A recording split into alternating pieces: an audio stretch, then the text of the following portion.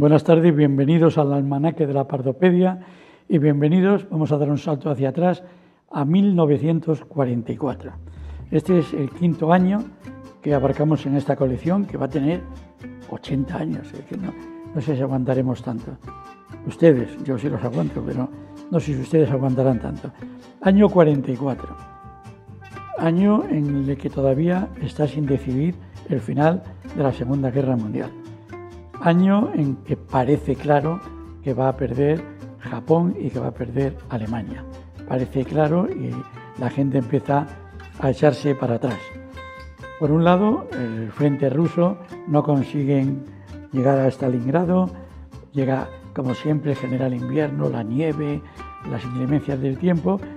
Los rusos, una de dos, o más acostumbrados a ese frío, o más sacrificados, empiezan a contraatacar y las tropas alemanas que están en el frente este tienen que empezar a abandonar Rusia.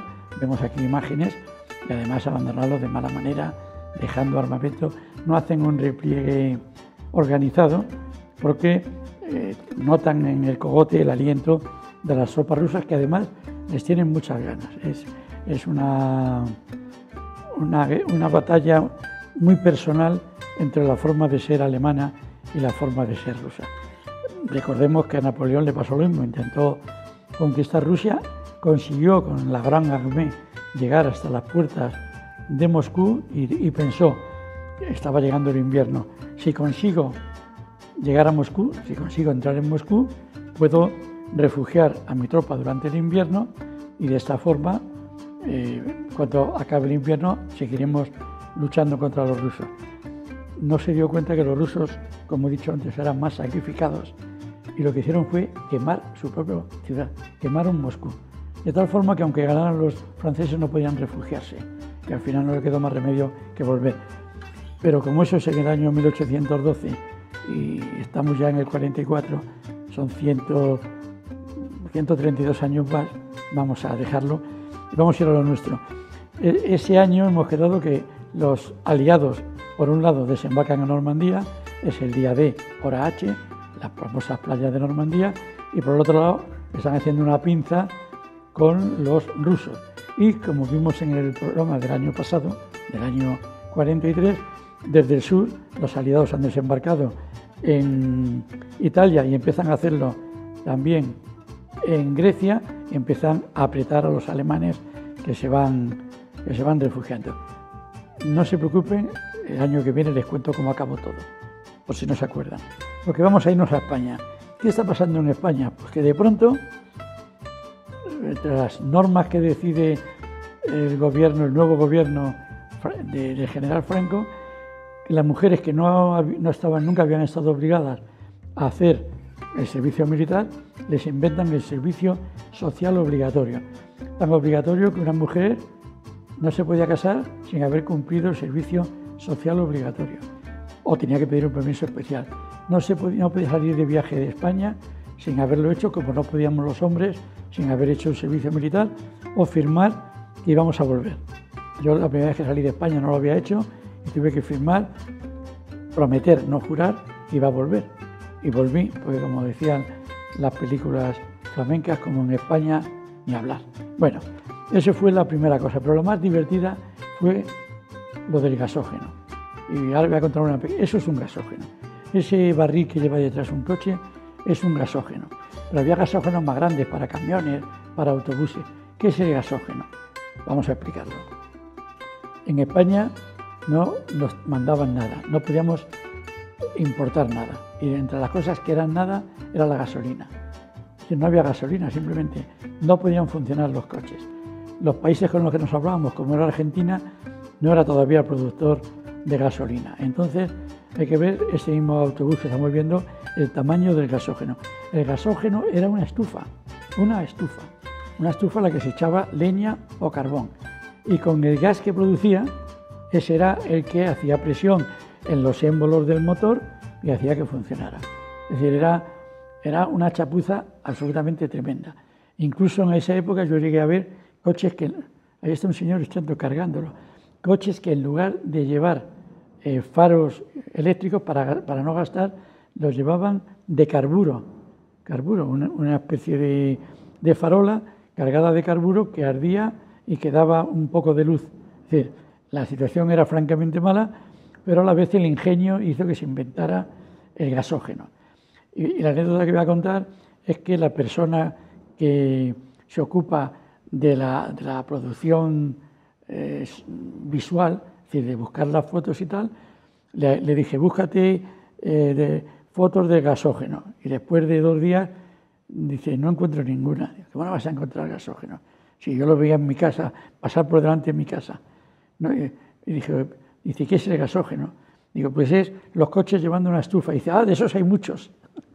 Es decir, hemos olvidado hasta lo que era. Otra cosa que se pone en marcha, además del servicio social obligatorio para las mujeres, es el documento nacional de identidad. Hasta entonces había la cédula personal que, como ve, lo daba cada comunidad. Diputación de Guipúzcoa. A don Domingo Prudencio Marín se la dio, le costó 40 céntimos y se la dio la Diputación. Y el gobierno decide hacer un carnet de identidad para todos y lo da el gobierno central. Aunque en las delegaciones, en las comisarías, en un montón de oficinas donde hacen eso. Es decir, esa es otra de las cosas que ha llegado hasta nuestros días y que tiene su origen en este año 44. Bueno, aquí tenemos el modelo antiguo que duró muchísimos años. Yo he tenido de estos y un montón. Ahora son electrónicos y ahora aparece una tarjeta de crédito. Y voy a contar una cosa más curiosa. Hubo una boda famosísima. Las bodas en España siempre han gustado mucho y las bodas importantes no digamos nada. Pues se casó nada más y nada menos que Celia Gámez, la reina de la revista, con el odontólogo José Manuel Goneaga. Fue en una iglesia de la calle Goya de Madrid y el padrino fue el general Queipo de Llano, no, el general Millán Astray. Queipo de Llano estaba en Sevilla, el fundador de la Legión. Y parece ser que la popularidad de esta mujer era tal que la gente empezó a empujarles y a meterse, y en lugar de decir como Lola Flores en la boda de su hija, si me queréis Irsus, parece que dicen, cuenta, no me lo creo, que yo voy a decir a mí la Legión, para que su escolta le ayudara a sacarlo. Así que fue una boda. Hay anécdotas más crueles. Hay una, yo tampoco me la creo, que dice que cuando llegaron al pie del altar, en el lugar donde se arrodillan los contrayentes, alguien había puesto una cabeza de ciervo con sus cuernos. Eso, lo cual me parece imposible porque alguien lo hubiera visto antes. Pero son leyendas de aquella época. Y vamos a hablar de otras cosas como la culturilla española. Había un personaje en California, de origen hispano-mexicano, que se llamaba El Zorro, de gran popularidad. Y entonces Mallorquí, que era un escritor de novelas del oeste y también un gran autor de guiones de seriales, creó un personaje parecido que era el Coyote. El Coyote era lo mismo que el Zorro, se le ve, iba con su antifaz, también trabajaba en la zona de California. En esta misma portada se ve el dibujo de una de las misiones creada por Fray Junípero Serra. Hizo una serie enorme. Esta novela la tengo vieja, hay que plancharla y retocarla. ¿Cómo está la portada de usada? Lo que yo leía estas cosas. Costaban 2,50 pesetas. Fue enormemente popular, más popular que el Zorro. En España es más popular el Coyote. Y aparece también una revista que acabó causando sensación. Vean las portadas, vean lo diferentes que eran a lo que son ahora. Era la revista Hola. Se parecía mucho al formato que utilizaba blanco y negro, con dibujantes. Fíjese que debajo pone Semanario de Amenidades. Ahora pondría del Corazón o cualquier otra cosa. Creo que traje otra foto también de otra portada y si no, sí, aquí está. Esta ya empieza a tener fotos y una cosa que no se usa ahora. Un anuncio en la portada, Tapicería Arbina, y costaba 3 pesetas. Esa revista no solamente ha llegado a nuestro tiempo, sino que es la número 1 de este tipo de esto del mundo. Tiene ediciones en un montón de países. Y por cierto, este año, 44, se estrena una película que se llamaba Empezó en boda, donde tiene un pequeño papel, aunque ahí figura como muy importante, Sarita Montiel. Sara había hecho papelitos, creo que hasta en Locura de Amor hacía de una de las princesas moras, pero aquí ya comparte con Fernando Fernán Gómez el protagonismo en este Empezó en boda. Y y el tema de fútbol que doy siempre, pues que lo tengo aquí apuntado porque eso se me olvida. La Liga del año 44 la ganó el Valencia y la Copa el Atlético de Bilbao. Qué tiempos aquellos comparado con lo de ahora, que todas las ganan siempre los mismos. Hay dos equipos que ganan todo. Y terminado eso entramos en música. En música, y como siempre todavía empezamos con copla. De hecho yo estoy deseando que pasen unos años, y no voy a decir olvidarme de la copla, pero dar importancia. Estamos tan solo a 12 o 14 años de que empiece lo que llamamos música pop, que empiecen los Cinco Latinos, los Pájaros Locos, el Dúo Dinámico, los Pequeñiques y demás. Voy a empezar con Concha Piquer, que este año graba. Con Concha nunca se sabe si lo graba por primera vez o lo regraba, porque con los cambios de compañías ha grabado muchas veces las mismas canciones. Pero esta es muy especial para ella porque se llama El romance de la otra. El romance de la otra, si la recuerdan, si no se la cuento, es la historia de una mujer que dice que no tiene derechos porque no es la mujer legal, que es la otra. Es una canción de Quintero, León y Quiroga y que no tiene un anillo con una fecha por dentro, no tiene documentos y es la otra. ¿Por qué es importante para Concha Piquer? Porque Concha Piquer vivió el caso de la otra. Concha Piquer se enamoró de un torero, llamaban el Rubio, que el que se enamoró se llamaba Márquez, de ahí que su hija se llama Concha Márquez Piquer. El gitano Rubio o el bienvenida Rubio, es decir, era raro para toreros ser rubio, que estaba casado, se enamoró de ella y se quisieron casar. Y no existía el divorcio, ni por descontado, ni la separación. Solamente te voy a separar por la Iglesia.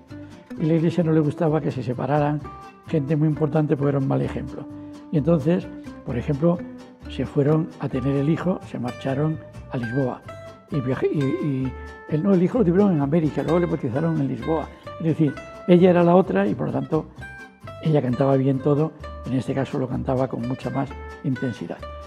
Y luego, si el otro día vimos en el programa anterior, yo digo el otro día porque no sé qué día lo ven ustedes, vimos que Juanita Reina empezaba a sacar una serie y las ponía numeradas, nace este año 44 una de las series más importantes, que es la de las Zambras. Este año es Zambra 44 y eran Lola Flores y Manolo Caracol. Hasta el año anterior, Manolo Caracol iba delante de Lola Flores siempre. Y en este momento Lola Flores se convierte en más importante. ¿Por qué más importante? Sobre todo porque ella es la directora de la compañía y ella es la que contrata a Manolo Caracol. Es decir, ella es la jefa de Manolo Caracol, que era mejor flamenco que él, pero tenía mucho menos tirón. Ella tenía mucho menos tirón, tenía menos carisma. Lola Flores ha sido todo carisma y por lo tanto se convierte en una especie de complemento de ella. Y Juanito Valderrama, eso lo quiero leer porque seguía cantando con la compañía de Conchita Piquer, que era muy exigente. Dice, Conchita Piquer contrató a Juanito Valderrama y tuvieron ciertas fricciones. Juanito, antes de que la serie interpretara No me quieras tanto, le presentaba con Carmelita Velázquez, una bailarina, una estampa que gustaba mucho al público. Pero la Piquer no quería que nadie le hiciera ningún bis. A Valderrama se lo pedía al público y lo repitió. Y cantó unos fandangos que le molestó a Concha. Y le dijo, don Juan, cuando yo llamo a alguien la atención es por su bien. Y dijo, Juanito, es que yo no le consiento a nadie que me llame la atención. Porque si quiere usted, yo me voy ahora mismo al Fontalba a cantar a cualquier otro sitio donde me pagarán 3 o 4 veces más que usted. O sea, 3 o 4 mil pesetas. Y sepa usted, doña Concha, que quien de verdad desafina es usted misma en esa canción titulada El Rubio que dedica a su marido. Y yo no le digo nada. Yo no desafino nunca, contestó la Piquer, alterada. Pero la Piquer acabó quitando esa canción de su repertorio. Y le dijo, hay que ver, Juanito, te has salido con la tuya. Bueno, dicho todo esto, vamos a pasar. No quería dejar de hablar de Gracia de Triana, que aparece este año con una canción que tuvo mucho éxito, que se llamaba Niña Isabel. Y en canción moderna estaban Los Seis, ese famoso quinteto, aunque se llamaran Los Seis, que hizo ese año el famoso Menudo Menú, donde daba un menú completísimo, de todo lo que se comía en los restaurantes de lujo. Estaba Mario Visconti. Mario Visconti es muy curioso porque no era italiano, era de Zaragoza. De verdad se llamaba Mariano Arroyo, como Manolito Rollo, Mariano Rollo, y es que es muy curioso cómo se montaban las cosas. Y participaba en los espectáculos de una compañía que se hacía llamar Los Vieneses. ¿Por qué Los Vieneses? Porque venían de Viena. Cuando llegaron los nazis y anexionaron Austria, el Austria, lo que hicieron fue escaparse de allí corriendo. Vinieron a España, el jefe, el dueño, era Artur Kaps, que era el director de la canción, el autor de la canción que cantaba entonces, que triunfaba con Mario Visconti, se llamaba Viena es así, y también iba su mujer, que se llamaba Herta Frankel, que tenía perritos domesticados, y un italiano llamado Gustavo Re, con lo cual tenían un italiano, un zaragozano, dos vieneses, pero se llamaban Los Vieneses. Este Mario Visconti, que cantaba lo que de verdad, fue el hombre que introdujo en España el tango. Como he contado varias veces, no teníamos relaciones internacionales, muchos discos de buenos tanguistas no aparecían y él hacía las versiones en España y las hacía con mucha fuerza. Y eso indica cómo poco a poco nos van invadiendo música de otros sitios, que es muy importante. Por ejemplo, Rina Celi, que como ven sale todos los años, porque era la máxima estrella. Estaba mirando qué radio es esa, NBB, no sé. Rina Celi grabó ese año el Boogie Boogie. Boogie Boogie no era una música española, eran los bailes que funcionaban en los Estados Unidos. Entonces, Rina Celi, acompañada por orquesta, no su orquesta, sino por una orquesta, tuvo un éxito con el Boogie Boogie. Y Rafael Medina, que también tenía una orquesta, hizo, muy curioso, él era canario, Rafael Medina, hizo una canción que se llamaba Soy de Arizona. Ya he descubierto que no era de Arizona, que era canario, pero ahí empieza, que ha tardado mucho, la influencia americana. Ahí empezamos a querer ser americanos. Luego hay canciones de Carosone, Tú quieres hacer el americano, el Bambino Bambino, todas esas canciones empiezan a funcionar por el mimetismo que tenemos con la música americana. Y Rafael Medina, con su orquesta, hizo Soy de Arizona, cuando él era canario, no de Arizona, y cuando el autor tampoco era de Arizona, porque está escrita por don Augusto Algueró, abuelo, es decir, el suegro de Carmen Sevilla. Verán ustedes que el disco que tengo de Rafael Medina y el trío vocal de las hermanas Russell no era mío, lo compré de segunda mano y ahí está la dueña original. Espero que no lo vea y si lo ve, que no me lo pida. Piedad Palacio, porque yo lo he pagado. Bueno, y al igual que empieza a llegar la influencia anglosajona, porque pronto empezará el Festival de San Remo y también nos llegará la italiana, tenemos la influencia sudamericana. Por ejemplo, Antonio Machín pues sigue cantando temas de sabor cubano, todavía no es bolerista. Incluso, voy a poner un ejemplo, Angelitos Negros, que la graba 3 años después, en esos discos solía poner debajo qué tipo es Foxtrot, Boogie Boogie. En esa canción lo que pone es canción moruna, no pone bolero. Hoy día lo consideramos bolero absolutamente. Y el otro cantante español también, José Valero, con su orquesta, hizo el Solamente una vez se entrega el alma. Porque entonces en México todavía podía el bolero sobre la ranchera.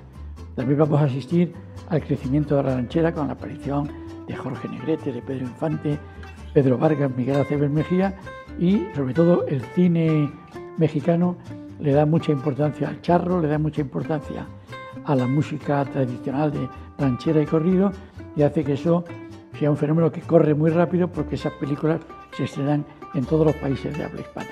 Aunque Jorge Negrete se convierte en un cantante internacional, graba en inglés y cuando muere en un hospital de Los Ángeles, no muere en México. Hizo una canción que decía: México lindo y querido, si muero lejos de ti, que digan que estoy dormido y que me traigan aquí.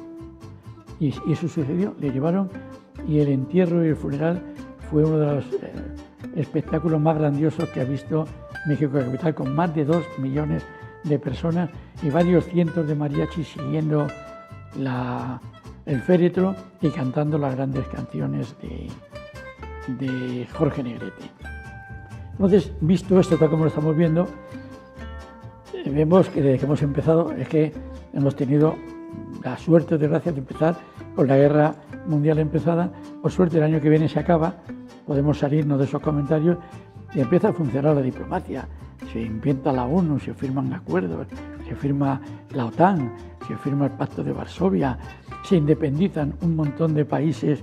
Entre el año 45 y el año 50, Inglaterra prácticamente pierde todo su imperio. Y Francia pierde Marruecos, pierde Túnez, pierde con guerra Argelia, con guerra muy cruel, pierde Indochina, que ahora llamamos Vietnam, también derrotado por el Vietcong.